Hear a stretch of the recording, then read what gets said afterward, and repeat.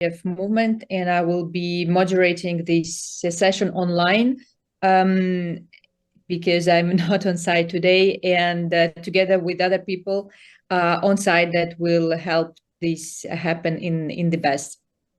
So this session will explore one of the most pressing challenges of our times, protecting young people online while safeguarding their rights and freedoms.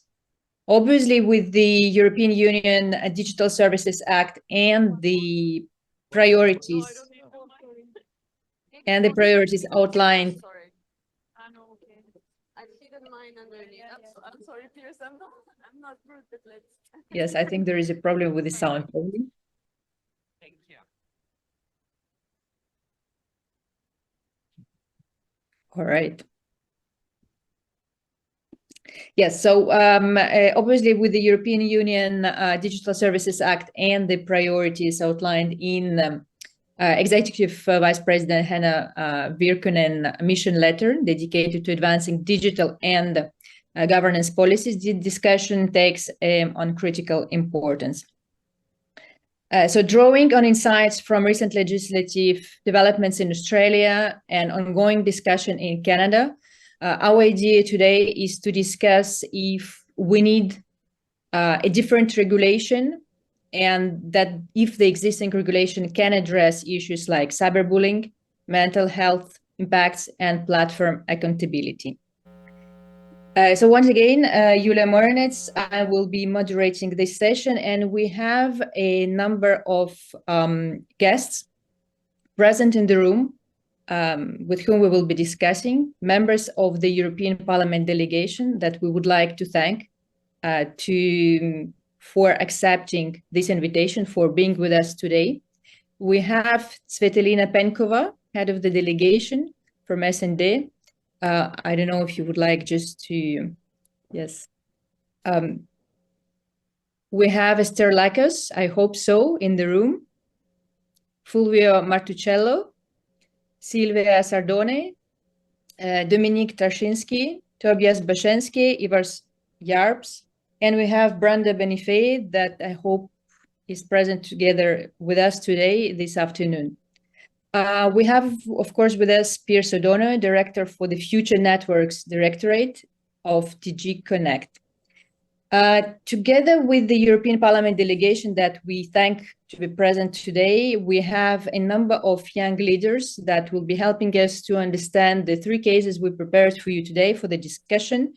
We're supposed to have Denia Psaro online from the Greece IGF. By the way, we have a solid number of people present online and following this discussion.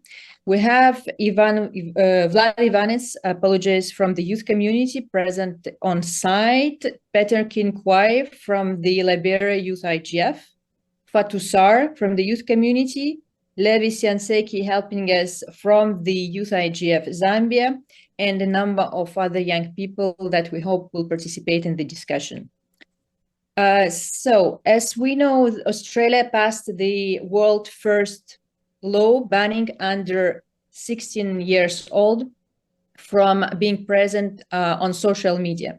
We know that at the beginning of this year, Canada introduced the Online Harms Act with enhanced protection on social media services. Probably the very first question we would like to bring to the members of the European Parliament, but also to the youth community. We do know that EU is quite often seen as a kind of Silicon Valley for regulation, right?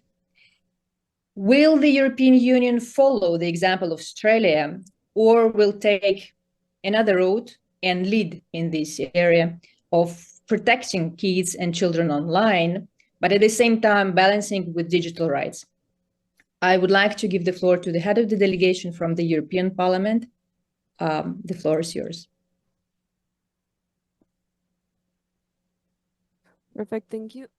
I hope you can all hear me. Thank you, Julia, for the short introduction.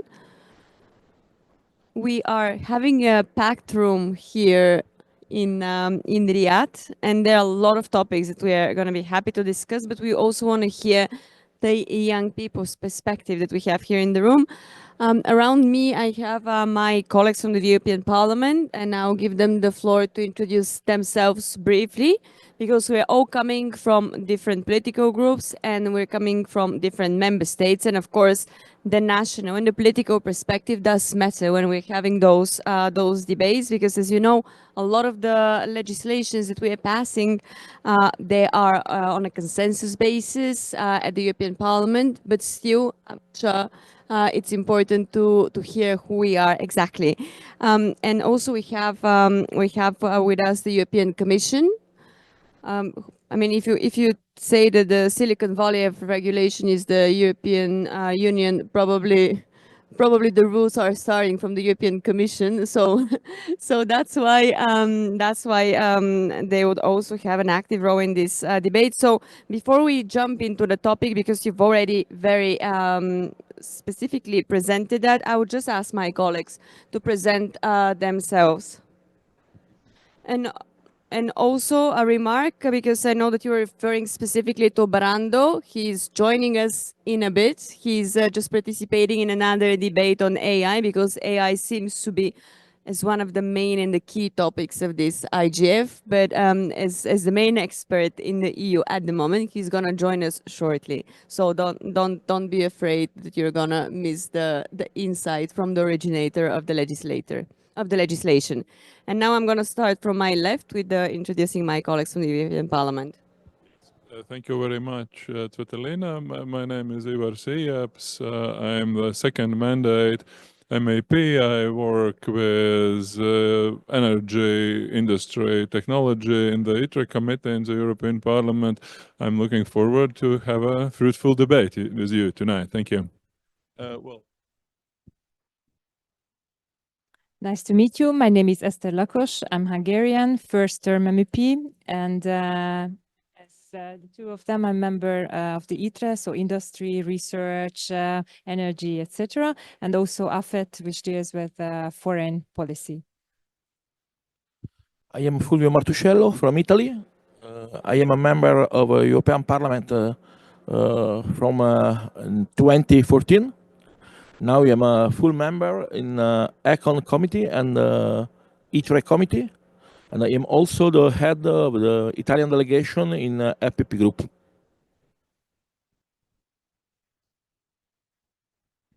Good afternoon. I am not a member of the European Parliament. I am an official of the European Commission. My name is Pierce O'Donoghue, Director for Future Networks, and my work brings me into direct involvement in the next generation internet, including and particularly in this case, the governance of the internet, which is why I am here at the IGF. Thank you. Perfect. I hope this mic is working. Can you hear me? I see the nodding in the room. Perfect. So we can use the other one for the rest of the people here. Do you like to say a few words about yourself and introduce yourselves, please? Sure, yeah. Hello, everyone. Good evening. Thank you for being here, for joining us on site as well as online. My name is Vlad Ivanec. I'm this year Internet Society Youth Ambassador. But during this session, I hope I will be able to present my personal opinion on the legislation that affects children and youth population. And I will pass the mic to my colleagues. Good evening, everyone. Happy to be there with all of you. My name is Fatou Sarr. I'm a current Youth IGF ambassador, and I'm an engineer in green hydrogen and energy, and one of the MAC member of the Africa IGF. Thank you. Hello, my name is Dana Kramer. I am an Internet Society Youth Ambassador, and I'm also the coordinator of Youth IGF Canada. And in Canada, and our Youth IGF in particular, we've been collaborating a lot on the Online Harms Act with our parliamentarians, and that was actually our keynote speech within our Canada Youth IGF in September, and have been very fortunate to have lots of communication on that specific type of legislation. Okay, thank you so much. My name is Peter Kinkwe. I'm the representative for the Youth IGF in Liberia. Basically, we've been involved in the space of youth, IGF space in the Mano River Union, which makes of 4 countries: Liberia, Sierra Leone, Guinea, and Ivory Coast. Perfect. Thank you so much. It was important to know who were we speaking with. So the question that was posed initially by Julia, I will start making some initial remarks, and then I'll ask my colleagues also from the Parliament and from the Commission to jump in at any point. And of course, after you've heard the legislators stand on all those matters, we would like to hear your feedback, or how do you see those topics developing or evolving, or what do you expect more from us? Because I know that you are the people who would have the most impactful and important insights of what is working and what is not. So as you know, in a lot of those digital policies and regulations we are working on, one of the main challenges we're facing at the European Parliament and the European Commission is basically to balance the protection with the digital rights, because we want to foster innovation, but at the same time, we don't want to limit it with too many restrictions. So as you know, in a lot of the topics, this is probably going to be one of the most challenging aspects of how to do this and how to achieve it. So in her speech in July this year, the President of the European Commission, Madam von der Leyen, she did underline as one of the main priorities that we need to work more and in order to tackle social media addiction and cyberbullying. So in a lot of the legislations that we've been doing in the last 5 years, and in the ones upcoming for this new mandate of the European Parliament and the European Commission, we're going to try to take into account this premise. I'm briefly going to give an idea about 3 specific legislation and examples that are either already finalized or we're in the process of finalizing them to set the ground for some specific conversations here with the audience and with all of you. So the first one is the EU proposal on combating child sexual abuse and exploitation. So this was proposed by the European Commission as a regulation 2 years ago, like already 2.5 in the spring of 2022. So it does provide some very specific proposals and mandates when it comes to online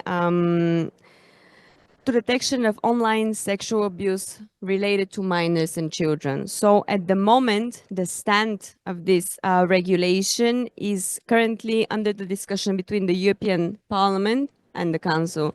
So we still have a lot to say on that matter. But as I said, some of the subjects are very sensitive, so that's why they're taking a while. So this is the first one we put on the floor. Brando has just joined us. We did. Everyone was expecting you with relation to the AI, which is probably going to be another topic we're going to discuss later on. The next file, which I'm going to emphasize, is the Digital Services Act. I'm sure that quite a lot of you have heard about it, like as Europe being the Silicon Valley of regulations. So in that one, we have quite specific obligations on the online platforms to respect some of the users' fundamental rights. I'm not gonna list all of them, but just a few of them, like the right of freedom of expression, it is there, of course, but we have the right of protection for children, the right not to face discrimination, the right to protection of personal data, and the best interest of children principle. So as you see, we are trying in a regulatory framework, which is restrictive to a certain extent, to still protect the rights of all the users, with a special accent, like with a special emphasis on minors and children. And last but not least, the ADAS regulation, which is the age verification without data disclosure.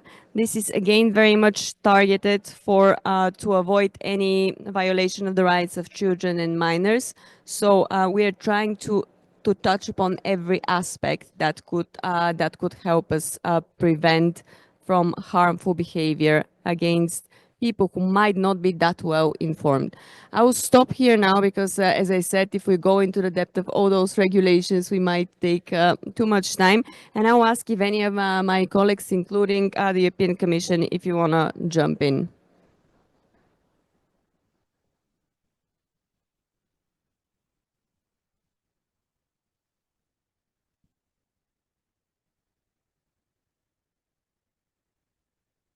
Well, thank you. Not a surprise. Apart from the protocol, I swore I wasn't going to speak first because I know that the members of Parliament have a very strong view on this. And by the way, I don't intend to speak with regard to the child sexual abuse proposal online for the reason that it is, as you've said now, in the hands of the co-legislator. This is for parliamentarians to discuss with the Council, and the Commission takes a backseat role at that stage.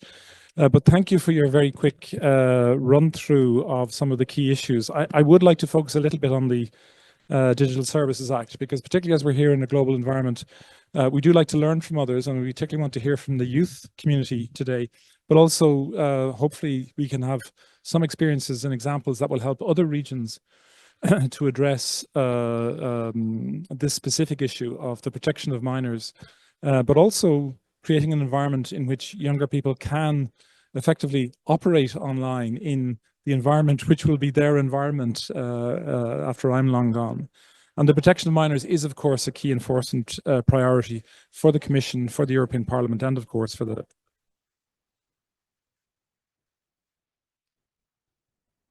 It doesn't work.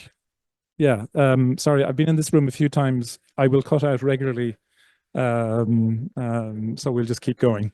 But with that consensus, however, there was quite a discussion about how to do things. Now, already the chair has given you a quick list of what the DSA does in terms of ensuring a high level of privacy, including the bans on what platforms cannot do, the bans on what they should not do, as well as responsibilities with regard to flagging illegal content and banning dark patterns.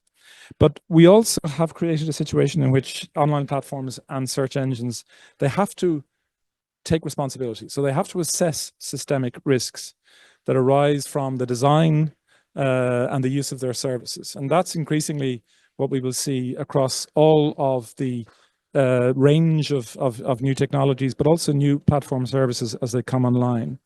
And that is a way of not over-regulating through principles which are agreed and in many cases corrected and drafted by the European Parliament, which, if they are not respected, then there is enforcement action, then there is a mandatory action that steps in. But in this case in particular, they have to look carefully at the features and the use of the services with risks that affect children, the physical and the mental well-being of the users. And that includes foreseeable negative effects, not just those that may already have occurred. So it has to be forward-looking. And again, looking at the mental as well as the physical well-being of this particularly vulnerable group, which we have a duty to protect. And when those risks are identified, the platforms have to put in effective mitigation measures. So we've already started implementation. I've got a long list. It'll take me a quarter of an hour to read the entire list of all of those measures, but no, I won't. But we have started 4 investigations, which once they reach a certain maturity, are then published. The early stages are not because of the secrecy of instruction. But it is our intention under the DSA to move as quickly as possible to move to the publication and the information, the transparency of those proceedings, because in some cases it's in the interest of the platforms if they can show that they have rapidly addressed a problem, but also to the community at large. This is a function or a feature that has been identified as just not acceptable, and therefore this is part of their forward-looking work. If one of your competitors has been told to stop a practice, well, then you should be sure that that same practice is not acceptable on your platform. So that's another way of reinforcing it. We have, for example, open cases against TikTok, 2 cases, one against Facebook, one against Instagram.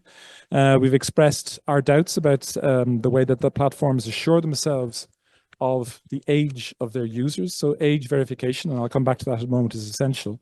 And we've even gone to further proceedings against TikTok, for example, on what was called or is called the Light Rewards program, which was, in our view, something that could aggravate the addictive character of their service. And TikTok is actually committed to permanently withdrawing the program from the EU, commitments that we have made legally binding. Now here, I just opened a parenthesis, and I'd love to hear the members of parliament, but also our youth forum representatives. Is it acceptable that it's only stopped in the European Union? Is there a different threshold for the protection of children in other regions? I wouldn't think so. We don't want to impose solutions on anyone, but this is where cooperation, exchange, and learning lessons from one another is very important. Maybe I'll stop there, but there is another area that I won't touch specifically on the CSAM, but of course there are also provisions with regard to age inappropriate content, in particular pornographic content, which can have a very significant effect. Of course, here I'm not talking about pedopornography, which is quite simply illegal. There is no question. What we're talking about here is the facility with which any user, without the proper safeguards, can access what is considered to be legal, which is perhaps available to, and who knows, appropriate for adults, but it is certainly, in our view, not appropriate for minors and children. And that is therefore another element which is addressed in the DSA. So I'll just stop here. We're moving on to guidelines on the protection of minors under Article 28 of the DSA. One of the many areas in which we introduce these guidelines, and where, of course, we will have reviews, we no doubt have discussions with the European Parliament. If they're not working, we will then have to move on to stronger measures. I'll stop there. Sorry if I've been too long. No, perfect. Thank you. Thank you, Piers, a lot in terms of outlining few more very specific parts of the legislations or what is in the pipeline. I would be also curious to go back to our youth panel and hear what they think about the application and what we have already in place. Is it understandable? Is it reachable? Does it come to you? But before that, before we move there, I'm sure Brando is gonna put. Did you want to take the floor? Yeah. I can add one topic on the floor. I don't want to take too much time. In fact, I arrived late because I was in another seminar talking about the same topic. So it's very much under the spotlight, this discussion on protection of minors, empowerment of children presence in the digital space. So just one thing on the AI Act, because it was already touched. The protection, how it interacts with Digital Services Act, the child sexual abuse material legislation, etc. But I want to highlight one point, which I want to be sure we put it on the table, which is the fight against the cyberbullying, which is crucial. And that's where the AI Act can give a further support, because it's for sure we use the Digital Services Act to act against materials that can provoke instances of cyberbullying, but we also have the issue of material that can be in a more difficult way identified as offensive or violent, which can anyway provoke mental health issues and cyberbullying in a more subtle way, by showing people doing things or saying things they could be ashamed of in a way that is very specific to that situation. And that's difficult to catch with the existing norms. So that's why I think it's important to underline that the AI Act, which I want to underline, was supported very broadly. I see political groups here, different political groups that supported our work on AI, because on this we have given more transparency that can be used to prevent cyberbullying. I give you the example and I stop. If you produce a deepfake that shows a person, a children, a minor, that is doing or saying things that can be mentally damaging for them because they are not doing these things, they are not saying these things that they are shown, they are sending this material around.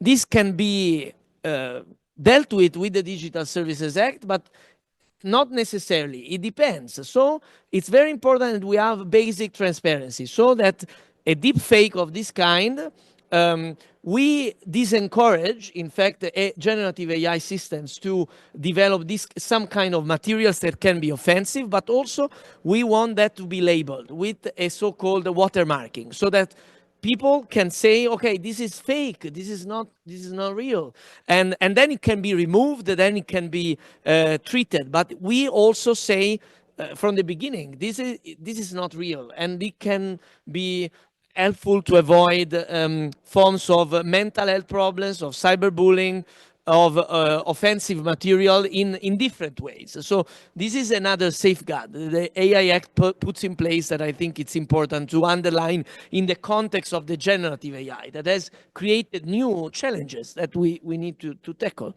Thank you. Hello, thank you. Dana Kramer for the record. First off, I want to just say thank you for including youth in this discussion, especially from EU, because and youth from different areas of the world outside of your jurisdiction, because with the Brussels effect that we know occurs in the digital area, it's a real power to have and requires global consultative efforts. And so I just want to extend that thanks. With that said, I think probably with some of these policies and putting on deliberating on them, that they require immense levels of reflection about how they would impact the rest of the world. For instance, in talking about access to pornographic material for minors. In Canada, this past year, we actually had a bill that came through that was proposed in our Senate to then move to different chambers that would limit adolescents from being able to access porn. However, in so doing, there were concerns that through that age verification, it would have privacy implications for understanding what an age for somebody was. As well, if certain business models from an infrastructural perspective were built in having cached content at internet exchanges or content deliveries, that caching could then result in different businesses out of fear of regulation pulling out of our market. Netflix is a really good example of this. And so if, for example, for certain policies to take that on, if the Brussels effect hit us in Canada as an example, and we had to create different legislation for that, we could legitimately see our digital economy shrink because of poor implementation for that. And so this global consultative effort, I think, is really important for ensuring that such issues do not arise for third countries, just in an effort to have positive business and economic relations with Europe. I also want to touch on the issue of child sexual exploitation online. And in Canada, of course, we've had the Online Harms Act that was mentioned by the opener. And we actually just in the past week have separated it now in two acts for political reasons. And that act was specifically designed to have a child safety element and also to a hate speech element, both of those, because online harms through a 4-year consultative effort, so lots of engagement for it, was seeing that we needed to apply in Canada what we call a GBA plus analysis or gender-based analysis, and a plus was added to recognize groups that would have intersectionalities. So intersectionality is broadly understood that different social stratification levels, gender is one of these, racism is another, ableism can be another, gender sexuality, if you're LGBTQ plus, another for these, that in those intersections, it could cause it that a youth who might receive some type of exploitation online would then have that expanded. So hate had to be included in that. So I wanted to address that as well, the importance of taking intersectionality approaches to understanding how a bill can, or any type of legislation can impact a young person. Because, for example, a young white man is going to have a very different experience than a Black Muslim girl on the internet. Thank you. Yep, thank you very much. And this is really a pleasure to have you all here. because I think this topic is really an extremely important one. First of all, dealing with youth and children as a possible identity group. I mean, there is also a problematic dimension of that because we are growing up, and meaning that also the current generation, which is growing up right now, is of course digitally much more skillful, much more native, and we actually expect from the next generations that they are as digital natives much more skillful, and they are capable of doing things that my generation, I'm 52, are just not used to. And that's why I think that we should look at this issue of regulation also from the perspective of learning. And this applies not just to the digital sphere, but also to the physical sphere, because there are strong parallels, because in all digital legislation, those things that are prohibited in the real life, like sexual exploitation, bullying, and so on and so forth, they should be also banned or prohibited in the digital life.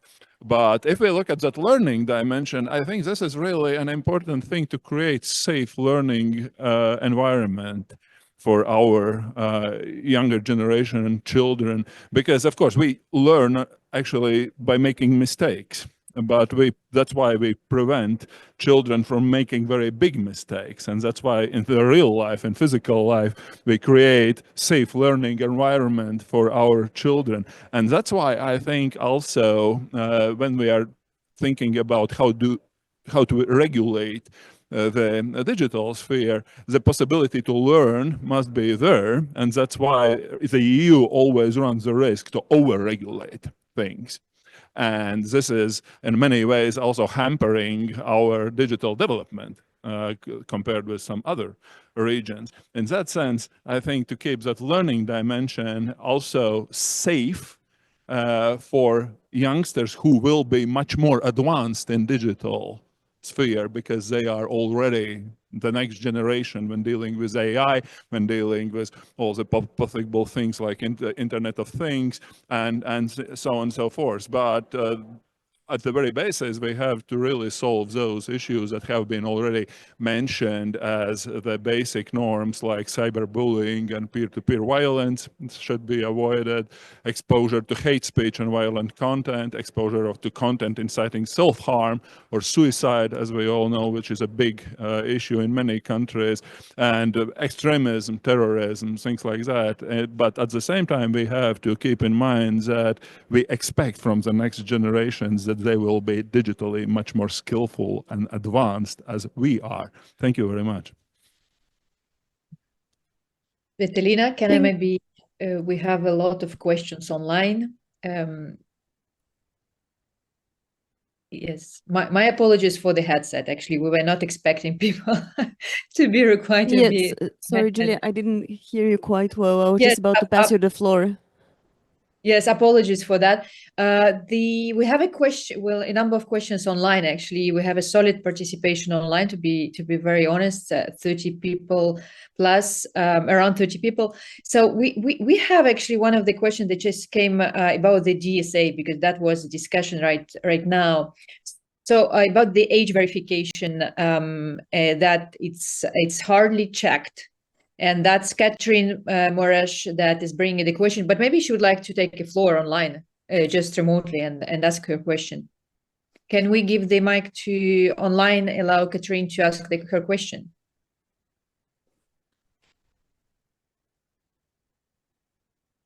Or, okay. So if it doesn't work, the question, should the platforms be forced by DSA and other laws to have a mandatory initial age verification? That's, I think, open to all participants.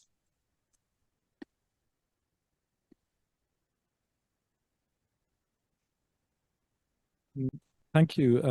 And hearing the inputs before with regard to that, yes, I can go into a bit more detail, but I'll try to be brief, because some of the providers of pornographic content have been designated as very large online platforms. And now we have begun an inquiry with them specifically on the measures that they take to assess diligently, but also to effectively mitigate the risks relating to protection of minors. And that obviously initially starts with age verification, because we're talking in many cases about age inappropriate content.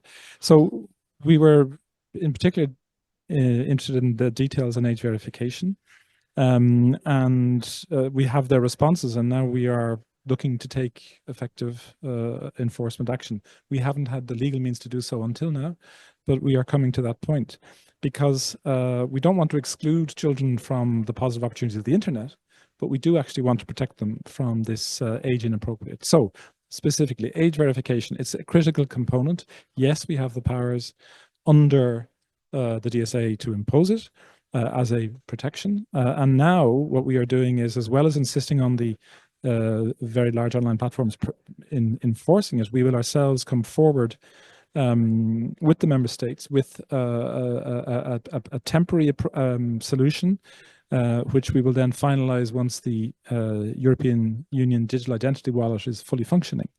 But in the meantime, we will have a privacy preserving and interoperable solution to age verification. I'm not talking about principles or a piece of paper now. We're talking about a functioning piece of software, which it will be obligatory for them to use if they do not have similar, their own mechanisms of equal effectiveness. So that is the immediate way forward we see for age verification. As I said, in the long run, we have the European Union Digital Identity Wallet, which will be a way of ensuring on the basis of approved, independently certified systems that the person is the age that they say they are and need to have in order to access these platforms. Thank you. Thank you, Piers. Julia, I would turn back to you if you have any more questions online, and then I would like to ask you to pass the floor for the audience here if they want to pose any questions to the panel.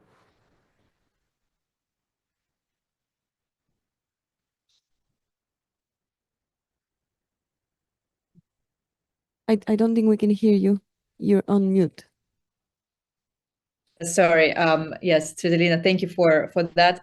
I was saying you never know how it goes on site online, but it always a success in the end. So we actually prepared 3 cases for you to discuss, because that case came from the youth community. I think we'll just take one.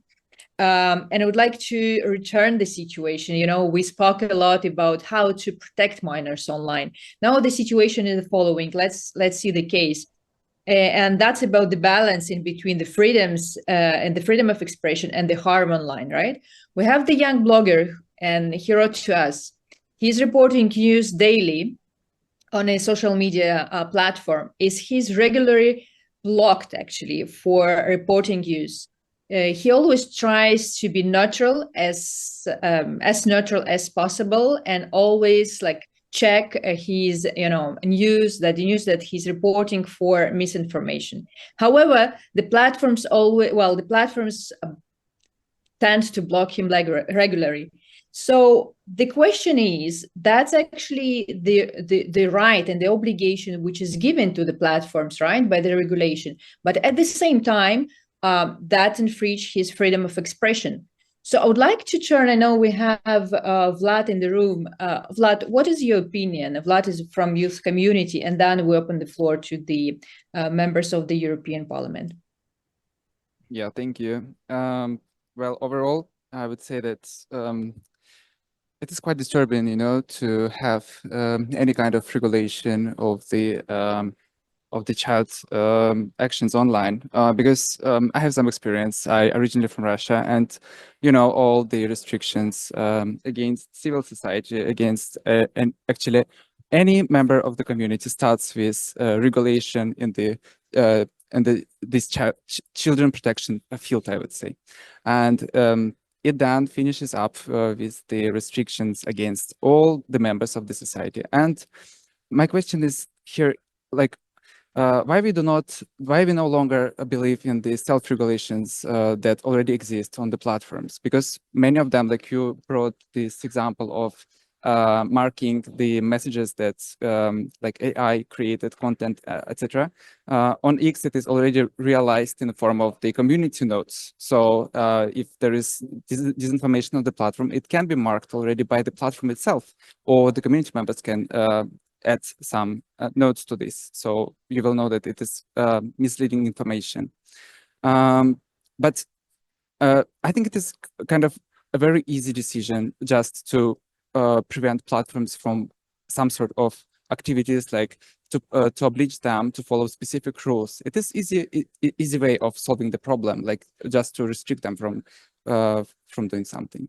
I think that there are many other approaches that can be used. For example, dialogue and influence of the platforms to behave in a more meaningful and respectful way, supporting use in their activities, and answering this question that was raised. Of course, platforms should not prevent younger people from posting anything on the platform if it is not violating the rules of the platform itself. If it does, then of course the general rules should apply to these bloggers as well. If I could just add on to something, like in terms of regulations for self-regulations, at the Canadian IGF a few weeks ago for our NRI, there was actually a comment about what if we could have regulations for harmful content with AI, that platforms have to develop out AI blockers, similar to how you can have advertisement blockers. What if there could be an invention for an AI blocker? That we could then allow that personal capacity to be able to make decisions about what to view online and allow that freedom of expression. But that would need to be invented still. And I know that AI is still a very much like in the beginning phases, at least a generative approach of how fast it's expanding. But I wanted to add on to that because there's an excellent point that we had in our NRI that I think would be helpful to bring to international conversations too, about AI blockers as a potential tool for regulating platforms, but allowing the personal self freedom of expression that users can then have in this space. Can I make an example? However, because you mentioned the AI blockers, yeah, that's a good idea. I think we should work on that, like we do with the AD blockers. But we anyway regulate advertising with rules. So we do not rely only on AD blockers, because there are forbidden advertising in Europe now. We have regarding exactly paid advertising online, reaching children, or certain political advertising. We have, in fact, the ongoing implementation of regulations on these. But I'm just to say that we can combine the dimensions, in the sense that I don't see the contraposition, because you can have AI blockers. I like the idea. That's an instrument of freedom. But with the AD blockers already existing, we do regulate the advertising space. So I think we can do both. And in fact, to just comment on what you were saying, because this was a lot of the debate also when working on the AI Act, should we let the platforms, I mean, do their best and encourage them, etc. But this is what is already happening, and that's good. That's the ethical dimension of developing AI tools in the space. But we do not want, at least this was the thought in Europe, that it's all based on the goodwill of the owners of a few very powerful American or Chinese or some Europeans, now also companies that do that. I mean, because either it's recommended and they can ignore it, or it's a law. And we think that on some aspects we need the law. On others, we live with the soft, because soft regulation, I mean, you look at the AI Act, a lot of AI applications are almost non-regulated by the AI Act, because the AI Act concentrates on high-risk applications and on transparency, looking at the generative AI. But a lot of AI almost has nothing to be applied on them by the AI Act. Only the general principles idea, the idea of an ethical approach to AI that in fact the legislation pushes through. But when we deal with more sensitive areas, we do not want to wait for, the CEOs of some big companies to be good We want them to be obliged to do things based on an evaluation, based on our democratic values. So the issue you raised was at the center of the debate around AI Act, but also of Digital Services Act, etc. And we think we need to balance that, because if you only go for the voluntary actions, you really are also in an uneven space where probably the most powerful ones can do some things for also for reputation issues, and others can have problems. But anyway, is a contribution to the reflection. So just quickly, I don't know whether I have a time to just speak on from us in Africa and us in the global context. I mean, for the records, my name is Peter King from Liberia, but and I feel we as youth or youth around the world will be looking at a youth-centric internet regulation. That means, or that looks at issues that is youth-friendly, because tomorrow is the youth that will lead the issue of internet governance, the issue of cybersecurity, data protection. A very fantastic example is to also ensure that there is a balance in regulation and innovation. That speaks to the fact that some regulation should consider the level of regulation that does not harm the youth, because the youth is not just on the list of multi-stakeholders. It's a stakeholder in the process. So we will want to see regulation that are youth-centric, ensuring that youth-friendly regulation that ensures the right of youth in terms of what the issue of the blogger who is trying to present issues in his content, in his country context, is being blocked. But then what profits the world when some other group are being denied? And what do we achieve if we cannot have a holistic approach considering every community member that is needed in the space? So that's my thought. And I feel if I'm saying we, I'm speaking on behalf of the youth, that I'm also part of the youth system. So we want to see something that involves all, and not only on some of our country, our policy. Oh, sorry. Some of our country, we don't have policies. In Africa, our policies are still in draft. That is key issue. So if it must be completed, you need to have youth voices added to it in terms of the validation process. I'm sure in Europe, most of the policies are already finished, or they're already there, and modifications and separate ones are being brought out to ensure direct controls. That is my point. Perfect. Thank you, Peter King. A lot of insights. You wanted to take the floor, and then I would insist, because we're running out of time, but I would insist to give the floor to our audience if they want to pose at least one question. So think of questions, and I'm giving you the floor now. Thank you. Thank you. I just wanted to add something about the blocking of some blogs, and also about the abusive content on some social media going against what we want for children.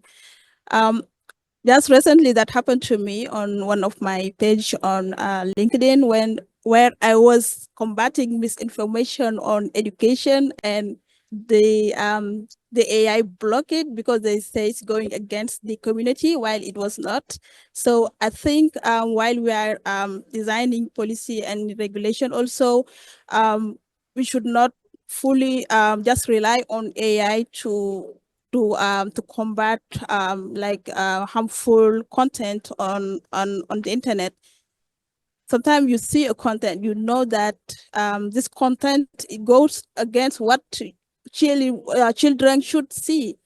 And when you report it, just some minutes after, you will receive a message saying, we have received your report, but this doesn't go against the community. Maybe the language that was used in that content was not like English or French or a well-known language. sometimes it can be a local language, so they don't know it. They just say, oh, this doesn't go against, while it was.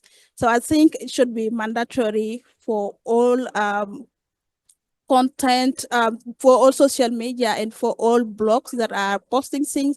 When people report that this goes against the community, and then when the AI say it's not, and the person appeal that, it should be mandatory for a person, a human being, to see that content if this is really going against the community or not. But we should not fully rely on AI, and that will add more transparency on content regulation. Thank you. Perfect. Another insightful comment here from the room. And now I'm looking at our audience. If anyone wants to ask a question or give a comment to what we've heard. Perfect. Thank you. May I have the mics, at least one of them?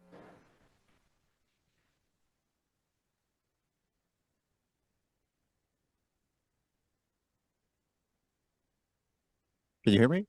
Okay, thank you. My name is Wouter. I'm from the Netherlands. Thank you for hosting this panel. I think it's really nice to be involved as youth, even though I would not consider myself youth anymore, but apparently I am here until 35 years. So I think it's important to consider the effect of this legislation on youth in that sense. But I'm also thinking the perspective of youth is also important in making this legislation, because we were born with the internet. We were formed by it, and I think that's something that's maybe overlooked when we only discuss legislation that may have influence on youth. So I'm just maybe asking the critical question to the members of parliament here: are you equipped enough to have this youth perspective in this legislation process? Well, I would take this as a quick reflection here. It's probably me and Brando here are borderline already, also exiting the proper definition of youth above 35. But we're close enough. So of course, this is a joke, but we do have even one of the reasons for having those discussions in this debate is to have the perspective of everyone. So we do tend to make an effort, because I cannot say for sure that we're succeeding all the time, to take the viewpoint of all the stakeholders, because that's how I've started opening the discussion as well, that the perspective of the people who are closer to the matter is much more important, because you understand some of the challenges, some of the difficulties, but also you see some of the opportunities better than us. So we are trying to do our best to do so from all the political groups. I think the colleagues here from the different political groups would also confirm that effort. Of course, if you don't think we are doing it enough, you can contact us at any point. Our contacts are quite public. I will pass the floor now back to Julia, because I know we are running out of time. Is there another question? Okay, Julia, if you allow me one more question here from the audience. You can hear me, right? Thank you for the opportunity. My name is Chris Jr. and I'm from Zimbabwe. So just a quick rundown. The internet has done a lot of good. Coming from the global south, during COVID, I think most of our education was on WhatsApp. That's where we used in terms of university education, high school education, assignments and all that. Everything was done on WhatsApp. Right? People couldn't afford your Zoom or your Google Meet, so most of the things were done on WhatsApp, meaning the internet has been doing a lot of good, right? Depending on the perspective that you see. There, right. So now, also, if you look into it, currently there's a trend in Southern Africa where a lot of people are now content creators, and most people are making a living from the internet. This is from your TikTok, your Facebook, X, and all those applications. This is the source of income that they are using for their daily lives. And someone said, we are the young people, we are the internet, we are the users of it, right? And more, if you notice, even with the university students, most of them, they use content, online trading, and all those other platforms as means for them to create extra revenue and extra money for themselves and all that. Interestingly enough, right, moving to another point, there was a question, or rather a point, saying that the EU is, well, they're setting up policies and all that. I believe that the question that you'll be asking is, I just searched on the internet right now, and the answer was no one owns the internet. It's just infrastructure and framework. But interestingly enough, it all starts from the United States and Europe. So meaning one way or the other, you guys are involved. And when you set regulations, by the time it comes to, I want to call us the end user in the global south, it still needs that regulation. So you guys setting a regulation still makes sense. But at the same time, we should also be able to include the serious stakeholders, which are the guys, let's say, for example, the guys in the porn industry, the guys who are owning all these multi-stakeholder companies, your TikToks, your Facebook, and all that. But at engaging them, I feel like it should also be able to be like in a platform like this one, where there are actual young people who are engaging, should be able to create a platform where the young people are able to engage with Mark Zuckerberg himself. And we are able to also say, in regulating our internet, we can then be able to detect that these are the things that we need and these are the things that we might not need. And sometimes because we have a multi-generational panel, it's now easier for the older guys to also show their perspective and the youngest guys to also show their perspective. Then lastly, sorry, in terms of, for example, we're talking about the Australian bill on regulating the internet at 16-year-old. You notice that, like I said, in the global south, we use the internet for our education, right? Because there are people who have a lot of access problems. And even if in the cities, in the bigger cities, sometimes access to schools is still difficult. So for extra lessons, for whatnot, we still use the internet. Meaning at 13 years, my little brother who's starting his secondary education still needs WhatsApp, right? It has more become or more of a major requirement for you to be at school. You need access to what? To your WhatsApps, to your social media platform, because they offer a cheaper alternative for me to engage with my teachers and also to get communication from my schools and what. Thank you very much. Thank you. Thank you for reminding us the perspective that working together means actually working together and coordinating everything we do in a timely manner and not post factum after something has already been established or accepted by certain parts of the globe. Julie, I'm going to pass you the floor now for a few concluding remarks, and then we're going to have to close this panel. And before we all finish, I would ask our fellow participants here to stay a bit after we close it down, so we can have a common picture, a group picture all together, if, of course, whoever wants to join for that picture. Julia, back to you. Thank you, Svetlana. I think you just did the great thing I wanted to announce about the photo. Thank you so much. I think what I have to say is we have an amazing, incredible discussion in parallel going on online. We had around 35 people. So I just wanted to let you know that was a discussion on site, but it was also a great discussion online going on at the same time. And there are a number of huge questions that were asked. We're not able to bring them to you also because there is this question of headset and etc. And what people are saying is that we need to have this conversation on that question, not only one short time in the year, but during the whole year, right? So we will try to take these comments and suggestions for the next year, but would like to thank, first of all, the European Parliament delegation for accepting to organize this event and this talk with us. Thank you to all members that were able to attend. Thank you to Piers Donner for being so supportive during the years and being present during this conversation. And thank you to all young leaders. Dana from Canada, Petrokin from Liberia, Vlad from which country you're based now, I don't know. You will tell to the audience. And all other young people that I didn't mention here. Thank you for the great conversation and thank you for the audience online. We will end with that by saying that a lot needs to be discussed, obviously how to find that balance, and if there is appetite for that discussion, we will try to find an interesting and challenging format for the next year. Thank you so much and thank you for being with us. With that, stay for the group photo. Perfect. Thank you. We would also like to thank the audience online from our side here from Riyadh. And if you allow me, I would to conclude with a sentence that Dana from Canada opened up the discussion, is that the digital economy will shrink if we don't have a common approach on regulation. So let's leave the room with that thought and that understanding. Thank you.